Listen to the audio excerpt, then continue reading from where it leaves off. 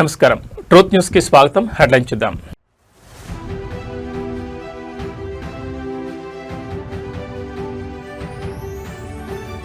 చిన్నప్పుడు మా అమ్మ నన్ను బాగా కొట్టేది. మంగళగిరి వేదికగా మంత్రి నారా లోకేష్ సరదా వ్యాఖ్యలు.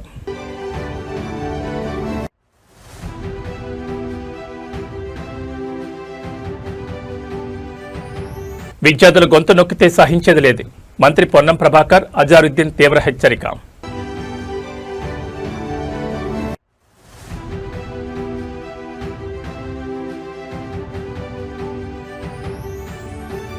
ఎన్డీఏ పార్లమెంటరీ పార్టీ సమావేశాలకు కొత్త పేరు.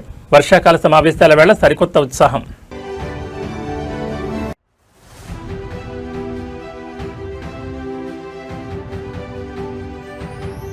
మహబూబాబాద్ జేఎన్టీయూహెచ్ ఇంజనీరింగ్ కళాశాలలో తీవ్ర ఉద్రిక్తత. తరగతులు బహిష్కరించి విద్యార్థులు ధర్నా. ఇక డీటెయిల్స్ చూస్తే ఉత్తరాంధ్ర అభివృద్ధి మకుటంలో మరో సంచలన ఘటన నమోదు కాబోతోంది. విజయనగరం జిల్లా భోగాపురంలో అత్యంత ప్రతిష్టాత్మకంగా నిర్మించిన అల్లూరి సీతారామరాజు అంతర్జాతీయ విమానాశ్రయం ఉత్తరాంధ్ర ప్రాంతానికే మణిహారంగా నిలుస్తుందని రాష్ట్ర ముఖ్యమంత్రి చంద్రబాబు వ్యాఖ్యానించారు. ఆగస్టు 1వ తేదీన భారత ప్రధాని నరేంద్ర మోడీ చేతుల మీదుగా ఈ అంతర్జాతీయ విమానాశ్రయం ప్రారంభం కానున్న నేపథ్యంలో కార్యక్రమ ఏర్పాట్లపై సీఎం చంద్రబాబు అమరావతిలో ఉన్నతాధికారులతో సమీక్ష సమావేశం నిర్వహించారు. ఈ ప్రారంభోత్సవ వేడుకలను అత్యంత వైభవంగా ఏపీ చరిత్రలోనే నిలిచిపోయేలా నిర్వహించాలని అధికారులను ఆదేశించారు.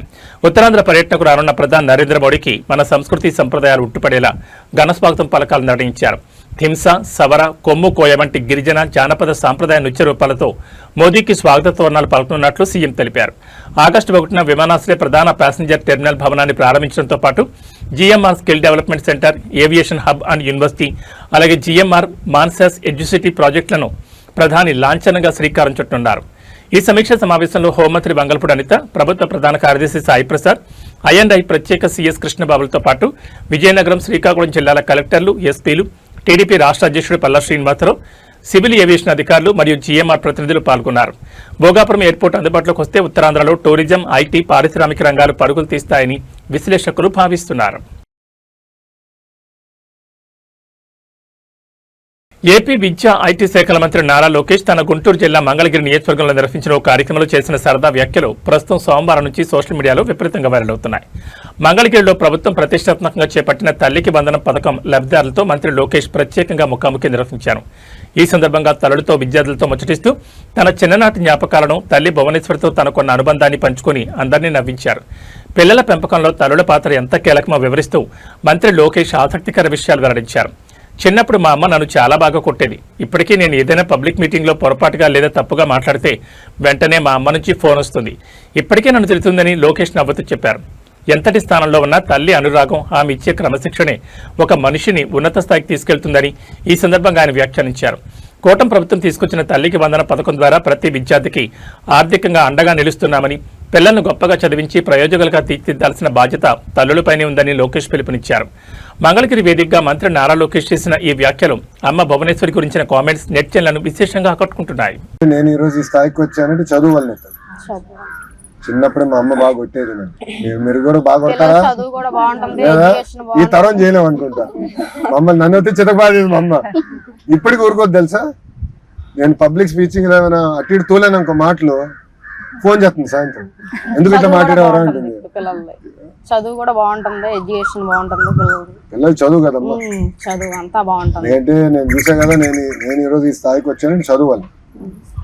జీవితంలో ఆస్తులు పోతాయి, డబ్బులు పోవచ్చు, కానీ చదువు మట్టుకు ఎవరు తీసుకున్నారు. అందుకని అందుకే పిల్లలు బాగా చదవాలి. సమాజంలో మార్పు రావాలంటే చేయాలి కదమ్మా ఇప్పుడు. ఎందుకంటే సమాజంలో మార్పు రావాలి, రాష్ట్రం బాగుపడాలంటే పిల్లల్లో మనకు పెట్టుబడి. రాష్ట్రం పడాలి, చేయాలి. ఎందుకంటే రాష్ట్ర విభజన జరిగింది, కట్టుబట్టలతో మనం ప్రయాణం ప్రారంభించాం. ఇప్పుడు హైదరాబాద్ చూసి 62 సంవత్సరాలు అందరూ కష్టపడలా, అందరం కష్టపడి అభివృద్ధి చేసాం. మీది కాదని పోమన్నా వచ్చి ఇక్కడ పడ్డాం. ఇప్పుడు అమరావతి చేస్తాం, ఇంకా కసితో చేయాలి. మనకేం తక్కువ ఆంధ్ర రాష్ట్రానికి. నంబర్ 1 చేద్దాం. విద్య, వైద్యం, ఉద్యోగాలు, ఉపాధి అన్నిట్లో నంబర్ 1 రావాలి. దాంట్లో మంగళగిరి కూడా నంబర్ 1 ఉండాలని నా కదా. కానీ చేయాలన్న తపన ఉంది, తాపత్రయం ఉంది. మీరు బాబు గారు చూడండి అమ్మా, 76 సంవత్సరాలు. నేను అవుతా అంట. ఆయనలో ముగ్గురు 25 సంవత్సరాలు కుర్రలు ఉన్నారు, ప్లస్ 1 సంవత్సరం బేబీ. పసిబిడ్డ అంత పరిగెడతాడు ఆయన ఎక్కడ ఒక రోజు అలసట్టగా నీ ఆరోగ్యం బాగాలేదన్నా నేను నాకు అసలు నా జీవితంలో గుర్తులేదు తల్లి. ఒకరోజు జ్వరం వచ్చి నేను ఇంట్లో పడుకున్న రోజు నాకు గుర్తులేదు. తిరుగుతాడు, కష్టపడాలిరా, చేయాలి. ఎందుకంటే రాష్ట్ర విభజన జరిగింది. తెలంగాణ రాజకీయాల్లో ముఖ్యమంత్రి Revanth Reddy, BRS working president KTR మధ్య మాటల యుద్ధం ఒక్కసారిగా పీక్స్ కు చేరింది. రాష్ట్రంలో కాంగ్రెస్ అధికారంలోకి వచ్చిన నాటి నుంచి నేటి వరకు సాగిన పాలనపై సీఎం రేవంత్ రెడ్డి తీరుపై కేటీఆర్ తీవ్రస్థాయిలో విరుచుకుపడ్డారు. మన కర్మ బాగా లేక రేవంత్ రెడ్డి తెలంగాణకు ముఖ్యమంత్రి అయ్యాడంటూ కేటీఆర్ చేసిన వ్యాఖ్యలు ఇప్పుడు పొలిటికల్ సర్కిల్స్ లో ప్రకంపనలు సృష్టిస్తున్నాయి. అసలు రేవంత్ రెడ్డి గత 2 నెలల పాలనలో రాష్ట్రానికి చేసిందేమీ లేదంటూ కేటీఆర్ సంచలన ఆరోపణ చేశారు. సీఎం రేవంత్ రెడ్డి పాలనా స్థాయిని ఎండగడుతూ కేటీఆర్ అత్యంత ఘాటు వ్యాఖ్యలు చేశారు. రేవంత్ రెడ్డికి అసలు పాలన చేత కాదని, ఆయనకు కేవలం 2 విషయాలు మాత్రమే వచ్చునని వ్యంగ్య అస్త్రాలు విసిరారు. అందులో మొదటిది దేవుళ్ల మీద బొట్లు వేయడం, అయితే రెండవది రోజువారీగా కేసీఆర్ని తిట్టడం అని మండిపడ్డారు. రాష్ట్రంలో ప్రజలు ఎదుర్కొంటున్న సమస్యలను, ఇచ్చిన హామీలను పక్కన పెట్టి కేవలం రాజకీయం కోసమే రేవంత్ రెడ్డి సమయాన్ని వృధా చేస్తున్నారని తీవ్రస్థాయిలో విమర్శించారు. అంతేకాకుండా కాంగ్రెస్ ప్రభుత్వం తెలంగాణను దోపిడీ కేంద్రంగా మార్చిందని కేటీఆర్ సంచలన వ్యాఖ్యలు చేశారు. తెలంగాణలో ప్రజల నుంచి దోచుకున్న సొమ్మును నెలకోసారి ఢిల్లీకి మూటలుగా పంపుతున్నారని, అలా మూటలు పంపి తన సీఎం పోస్టును రెన్యువల్ చేయించుకోవడం తప్ప గత 2 నెలల పాలనలో రేవంత్ రెడ్డి తెలంగాణ ప్రజలకు చేసిందేమీ లేదని నిప్పులు చెరిగారు. పాలనా వైఫల్యాలను కప్పిపుచ్చుకోవడానికే కేసీఆర్పై, బీఆర్ఎస్ నేతలపై రేవంత్ రెడ్డి కక్ష సాధింపు రాజకీయాలు చేస్తున్నారని కేటీఆర్ స్పష్టం చేశారు. కేటీఆర్ చేసిన ఈ సంచలన కామెంట్స్, ఢిల్లీకి మూటల ఆరోపణతో తెలంగాణ రాజకీయాల్లో ఒక్కసారిగా పొలిటికల్ హీట్ పెరిగింది. కాంగ్రెస్ నేతలు దీనిపై ఎలా స్పందిస్తారో వేచి చూడాలి. రేవంత్ రెడ్డి గారి గురించి మీకు తెలుసు, ఆయన ఒక చిచోరాగాడు, ముఖ్యమంత్రి కాదు, మన్ను కాదు, ఒక చిచోరా. ఏం మాట్లాడతాడో తెలియదు, ఎప్పుడేం ముడతాడో తెలియదు, ఎక్కడేం మాట్లాడాలో తెలియదు. ఒక చిచోరాగాడు మన కర్మ బాగలకి అలా రాష్ట్రానికి ముఖ్యమంత్రి అయిండు. ఢిల్లీకి మూటలు పంపుతాడు, నెలకొకసారి పోతాడు, రెన్యువల్ టప్పా వేయించుకుంటాడు, వస్తాడు. ఆయనకి ఇంకేం ఎరకలేదు కదా, ఒకటే ఎరక, పైసలు దోసుకోవాలి, ఇక్కడ తీసుకొని మూటలు కట్టాలి, మరి తీసుకుపోయి ఢిల్లీలో రాహుల్ గాంధీ పెట్టాలి, దండం పెట్టాలి, టప్ప కొట్టించుకోవాలి, మళ్ళీ రావాలి. ఏం చేసిండు 2.5 ఏళ్లలో? ఒక 4 పనులు చెప్తాడా? చెప్పే ముఖం ఉందా? రెండో వచ్చి ఆయనకు తిట్లు ఓట్లు. తెల్లారలేస్తే మైక్ ఇస్తే కేసీఆర్ని తిడతాడు, లేదంటే దేవుని మీద ఒట్టు అంటాడు. మొన్న సిగ్గు లేకుండా చెప్తుండు, భద్రాచలం రాముడి మీద ఆననట. ఇదివరకు పెట్టిన ఓట్లు సరిపోలేదా? ఇదివరకు పెట్టిన ఓట్లు దేవుళ్ళ మీద పెట్టలే. అప్పుడు 2 లక్షల రుణం మాఫీ చేస్తా అని చెప్పి ఆడ దేవుడు ఏ ఊరికోతే ఆ ఊరి మీద దేవుని మీద ఒట్టు పెట్టిండు. భద్రాచలం పోతే రాముని మీద ఒట్టు, యాగిరిగుట్ట పోతే లక్ష్మీనరసింహస్వామి మీద ఒట్టు, అటు మన ఆలంపూర్ పోతే జోగులాంబ మీద ఒట్టు. ఇప్పుడు దేవుళ్ళందరూ తలకాయ పట్టుకున్నారట, వీడెక్కడ దొరికిండ్రా మాకు మాయమడబడ్డాడు. అంటే మాటలు కోటలు దాటుతున్నాయి కానీ పనులు మాత్రం చేతులు కూడా దాటలేవు, కడప దాటలేవు. దేశ రాజధాని న్యూఢిల్లీలో విద్యార్థులపై జరిగిన లాఠీచార్జ్ ఘటనకు నిరసనగా తెలంగాణ రాజధాని హైదరాబాద్ వేదికగా కాంగ్రెస్ పార్టీ భారీ నిరసన రణబేరి మోగించింది. సచివాలయ సమీపంలో రాజీవ్ గాంధీ విగ్రహం నుంచి బీఆర్ అంబేద్కర్ విగ్రహం వరకు కాంగ్రెస్ శ్రేణులు అత్యంత భారీ స్థాయిలో కాగడాల నిరసన ర్యాలీ నిర్వహించాయి. రాత్రి వేళ చేతుల్లో కాగడాలు పట్టుకుని విద్యార్థులకు మద్దతుగా కాంగ్రెస్ నేతలు, కార్యకర్తలు భారీగా నినాదాలు చేయడంతో సచివాలయ పరిసర ప్రాంతాల్లో తీవ్ర ఉద్రిక్త వాతావరణం నెలకొంది. ఈ నిరసన కార్యక్రమంలో రాష్ట్ర రవాణా, బీసీ సంక్షేమ శాఖ మంత్రి Ponnam Prabhakar, TPCC working president Mohammad అజారుద్దీన్తో పాటు పలువురు ప్రజాప్రతినిధులు, విద్యా సంస్థల నాయకులు మరియు పెద్ద సంఖ్యలో కాంగ్రెస్ శ్రేణులు పాల్గొన్నారు. ఈ సందర్భంగా మంత్రి పొన్నం ప్రభాకర్, అజారుద్దీన్ మాట్లాడుతూ హక్కుల కోసం శాంతియుతంగా పోరాడుతున్న విద్యార్థులపై ఢిల్లీలో పోలీసులతో దారుణంగా లాఠీచార్జ్ చేయించడాన్ని తీవ్రంగా ఖండించారు. ప్రజాస్వామ్యంలో విద్యార్థులు గొంతు నొక్కేందుకు ప్రయత్నిస్తే సహించేది లేదని హెచ్చరించారు. దేశంలో విద్యార్థుల స్వేచ్ఛను, హక్కులను కాలరాస్తున్న వారిపై కాంగ్రెస్ పార్టీ తరఫున నిరంతరం పోరాటం కొనసాగిస్తామని మంత్రులు స్పష్టం చేశారు.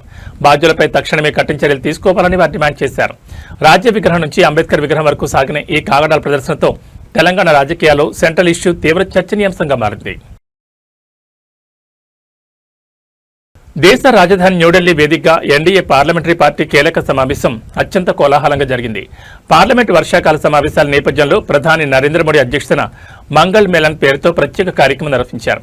ఈ ఆత్మీయ కలయికకు ఎన్డీఏ భాగస్వామ్య పక్షాలకు చెందిన ముఖ్య నాయకులు, కేంద్ర మంత్రులు మరియు లోక్సభ, రాజ్యసభలకు చెందిన ఎంపీలు పెద్ద సంఖ్యలో హాజరయ్యారు.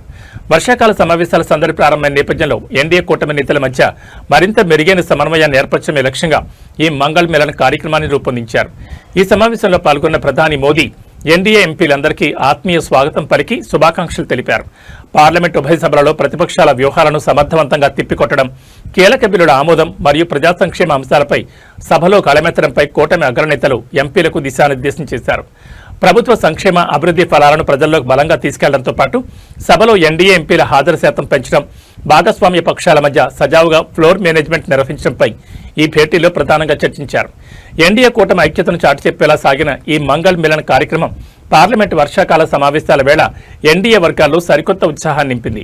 వర్షాకాల సమావేశాల్లో ఎన్డీఏ ప్రభుత్వం తీసుకోబోయే కీలక నిర్ణయాలు, చర్చల ఆధారంగా జాతీయ రాజకీయం మరింత ఆసక్తికరంగా మారనుంది.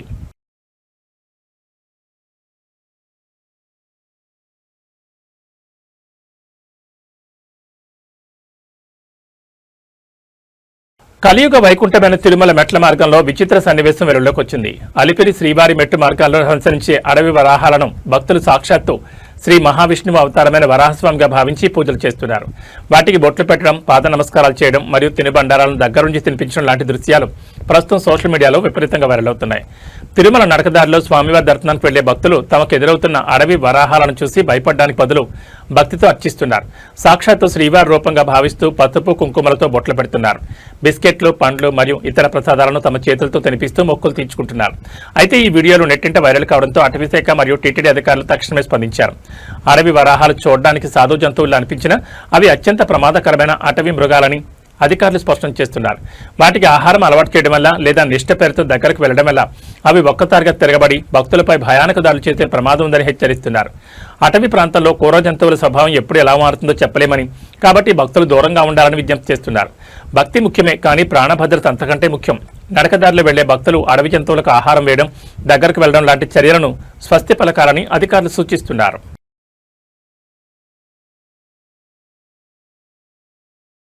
వైఎస్ఆర్ కడప జిల్లాలో సాగునీటి ఎద్దడిపై రైతాంగం కదం తొక్కింది. జిల్లాలోని లింగాల మండలంలో పంట పొలాలకు సాగునీరు అందక పంటలు ఎండిపోతున్నాయని ఆవేదన వ్యక్తం చేస్తూ రైతులు భారీ ఆందోళన దిగారు. చిత్రవతి రిజర్వాయర్ నుంచి లింగాల కుడి కాలువకు తక్షణమే నీటిని విడుదల చేయాలని డిమాండ్ చేస్తూ రైతులంతా ఏకమై ఎండిపోయిన కాలువలోనే బైఠాయించి వినూత్న రీతిలో నిరసన వ్యక్తం చేశారు. సకాలంలో వర్షాలు పడకపోవడం, మరోవైపు రిజర్వాయర్ల నుంచి కాలువలకు సాగునీరు విడుదల చేయకపోవడంతో ఆ ప్రాంతంలో తీవ్ర కరువు పరిస్థితులు నెలకొన్నాయని నిరసన తెలిపిన రైతులు వాపోయారు. పెట్టుబడి పెట్టి సాగు చేసిన పంటలు చేతికొచ్చే సమయంలో నీళ్లు లేక ఎండిపోతున్నాయని, అధికారులకు ప్రజాప్రతినిధులకు ఎన్నిసార్లు మొరపెట్టుకున్నా ఫలితం లేకుండా పోయిందని ఆవేదన వ్యక్తం చేశారు. రాష్ట్రంలో కూటమి ప్రభుత్వం అధికారంలోకి వచ్చినా రైతుల కష్టాలను పట్టించుకోవడం లేదని నిరసనకారులు మండిపడ్డారు. అన్నదాతల ఆవేదన ప్రభుత్వానికి, ముఖ్యమంత్రికి కనిపించడం లేదని ప్రశ్నించారు. చిత్రావతి రిజర్వాయర్ నుంచి లింగాల కుడి కాలువకు వెంటనే పూర్తి స్థాయిలో నీటిని విడుదల చేసి తమ పంటలను, బతుకులను కాపాడాలని, లేని పక్షంలో ఆందోళన మరింత ఉధృతం చేస్తామని హెచ్చరించారు. ఎండిపోతున్న పంటలను కాపాడుకోవడానికి లింగాల రైతులు కాలువలోని కూర్చుని చేసిన ఈ నిరసనతో కడప జిల్లా వ్యాప్తంగా ఉద్రిక్త వాతావరణం నెలకొంది. నీటి విడుదలపై అధికారులు ఎలాంటి నిర్ణయం తీసుకుంటారో వేచి చూడాల్సిందే.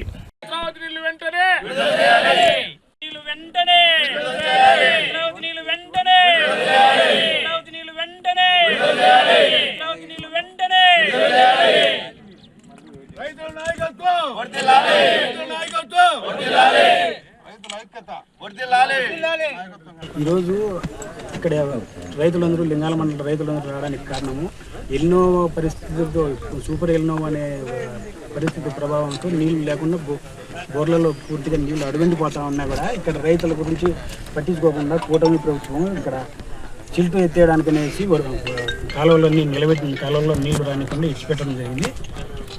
దాని మూలంగా రైతులు బాగా ఇబ్బందులు పడుతున్నారు. మీరు రైతులను దృష్టిలో పెట్టుకొని కాలువలకు తొందరగా నీళ్లు ఇచ్చాలనేసి మేము కోరుకుంటున్నాము. అలాగే చిత్రావతికి గండికోట రిజర్వాయర్ నుంచి నీళ్లు తొందరగా వదిలి చిత్రావతి డ్యామ్ నింపి రైతులకు అందరికీ నీళ్లు తొందరగా వదులుతారని మేము కోరుకుంటున్నాము. అటు నుంచి పైడిపాలెం నీళ్లు ఇక్కడికి తొందరగా తీసుకురావాలనేసి అధికారులు నిర్లక్ష్యం వహించకుండా తొందరగా పూర్తిగా బాధ్యతలు తీసుకొని నీళ్లు వదలాలని కోరుకుంటున్నాము. ఈ కూటమి ప్రభుత్వంలో నీళ్లు వదలకుండా పోవడం అనేది ఈ టైంలో ఎల్నో ఉన్న టైంలో ఈ వర్కులు చేయాల్సినంత అవసరం లేదు. వాళ్ళ స్వలాభాల కోసము వాళ్ళు చేసుకుంటూ పోతున్నారు.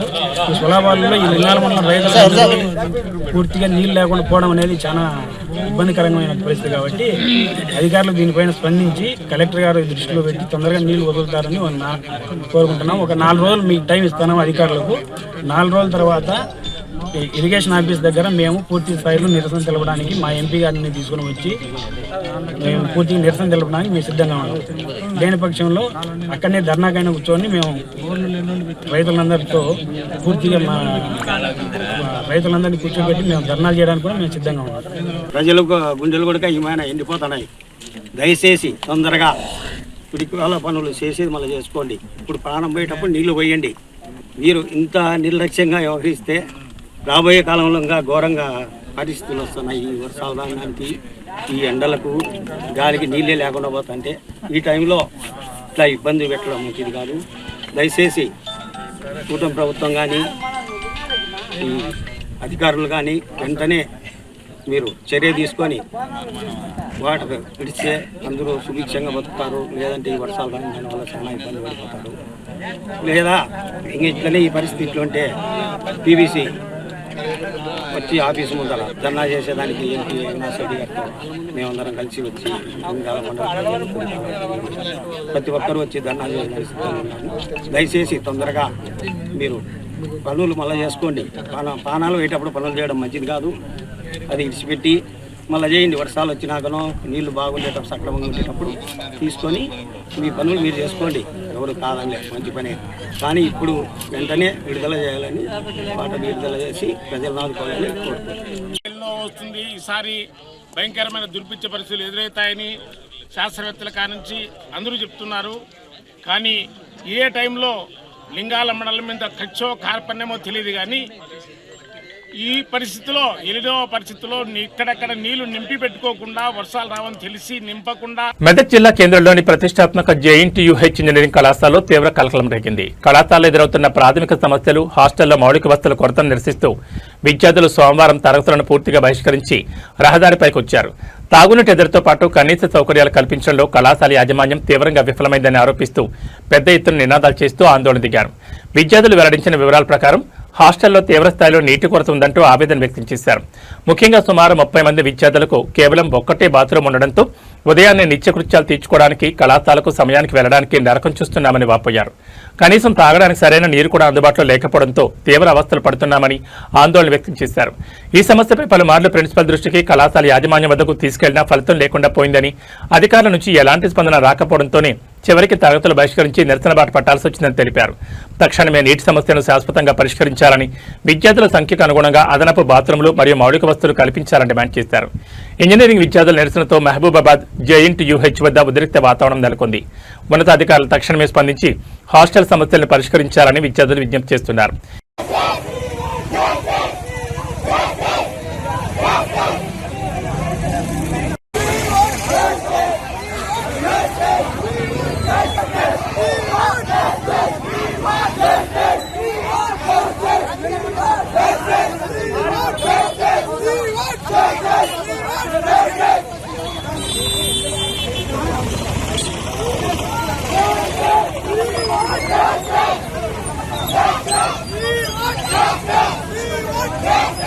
తెలంగాణ రాష్ట్ర వైద్య ఆరోగ్య రంగానికి కేంద్ర ప్రభుత్వం నుంచి బిగ్ రికగ్నిషన్ లభించింది. మాతా శిశు సంరక్షణ, నాణ్యమైన వైద్య సేవలు అందించడంలో తెలంగాణ సాధించిన ప్రగతిని గుర్తిస్తూ కేంద్ర ప్రభుత్వం జాతీయ స్థాయిలో ప్రత్యేక అభినందనలు తెలిపింది. రాష్ట్ర వ్యాప్తంగా ఉన్న సర్కార్ దవాఖానాల్లో గర్భిణీలు, బాలింతలు మరియు నవజాత శిశువులకు అందిస్తున్న వైద్య సేవలు మెరుగైన ఫలితాలను ఇస్తుండటంతో తెలంగాణ హెల్త్ కేర్ మోడల్కు కేంద్రం చేకొట్టింది. వైద్య సేవల్లో చూపిన ఈ విశేష ప్రతిభను మెచ్చుకుంటూ నేషనల్ హెల్త్ మిషన్ కింద తెలంగాణకు ఏకంగా 200 కోట్ల అదనపు ప్రోత్సాహక నిధులను కేంద్ర ప్రభుత్వం మంజూరు చేసింది. ఈ నిధుల కేటాయింపుతో రాష్ట్రంలోని పబ్లిక్ హెల్త్ కేర్ సిస్టమ్కు మరింత ఊపు రానుంది. గడిచిన కొన్నేళ్లుగా మాతృ శిశు మరణాల రేటును తగ్గించడంలో క్షేత్రస్థాయిలో అంగన్వాడీ ఆశా కార్యకర్తల నుంచి మొదలుకుని జిల్లా ఆసుపత్రుల వరకు అందించిన సమన్వయ సేవలకే ప్రాధాన్యత దక్కింది. కేంద్ర ప్రభుత్వం విడుదల చేసిన ఈ 200 కోట్ల నిధులతో రాష్ట్రంలోని ప్రభుత్వ ఆసుపత్రుల్లో మౌలిక వసతులను భారీగా ఆధునీకరించనున్నారు. ముఖ్యంగా మాతా శిశు సంరక్షణ కేంద్రాల్లో అత్యాధునిక వైద్య పరికరాలు, ఎన్సీయూ బెడ్ల సంఖ్య పెంపు, మందుల లభ్యత మరియు డయాగ్నోస్టిక్ సేవలను మెరుగుపరచడానికి ప్రాధాన్యత ఇవ్వనున్నారు. కేంద్రం ఇచ్చిన ఈ 200 కోట్ల అదనపు గ్రాంట్తో గ్రామీణ, పట్టణ ప్రాంతాల్లోని పేద ప్రజలకు వైద్య సేవలు మరింత చేరువ కానున్నాయి.